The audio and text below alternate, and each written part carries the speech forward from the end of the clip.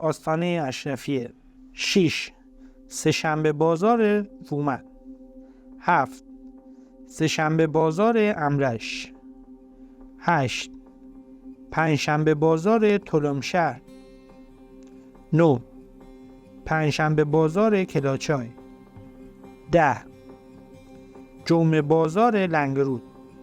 در ضمن ولاگ های اکثر این بازارهایی رو که در لیست بالا اعلام کردیم در پلیلیست مربوط به بازارهای هفتگی کانال ما موجوده و میتونید اونها رو تماشا کنید.